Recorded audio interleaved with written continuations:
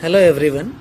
Today we'll be carrying out a small discussion on the application of control charts in statistical quality control and classification of those control charts. Now to begin with, the idea of a control chart is derived from the division of observations into various subgroups which are called samples. These subgroups are collected in such a way that variation within each subgroup, that is within each sample, is assumed to be due to non-assignable causes of variation, that is due to chance causes of variation, and the variation between the different subgroups, that is between the different samples, is assumed to be due to assignable causes of variation. Now in order to verify whether the process from which the subgroups or samples have been collected, in order to identify whether that process is under control or not, it is required to find whether the quality characteristics of different samples are similar or not, and this can be done by using control charts through statistical quality control. Now if the quality characteristics of different samples are found to be similar by using control charts, then we can conclude that the concerned process is under control.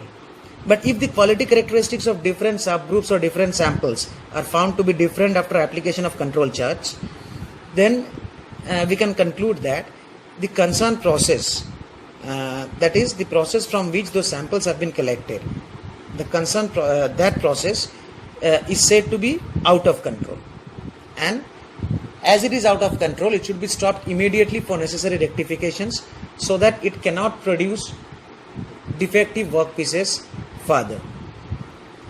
It cannot produce defective workpieces further. Now, this is the way a control chart helps in identifying the presence or existence of any assignable causes of variation in an ongoing manufacturing process. As a whole, we can say that a control chart ensures the required product quality and thus it results in customer satisfaction.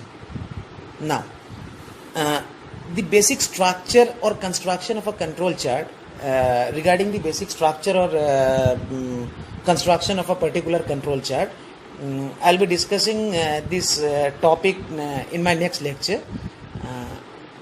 But today I'll be classifying the control charts. Now,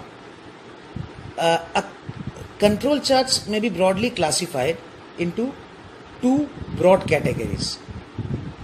One is control chart for variables and the other one is control charts for attributes.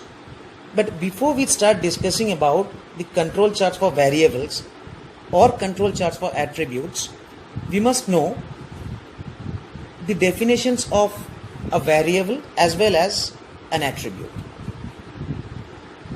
Now,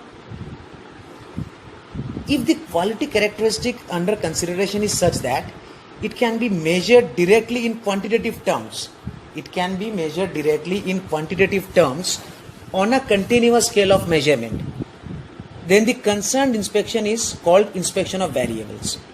For example, the quality characteristics for which control charts for variables can be used are length, breadth, depth, height, weight, tensile strength, compressive strength, hardness value, etc., etc., etc.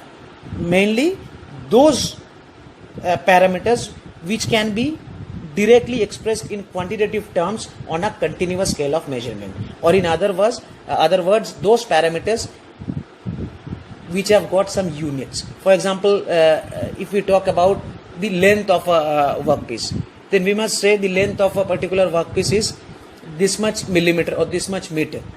That means the unit of length is either meter or millimeter. These sort of parameters are known as variables.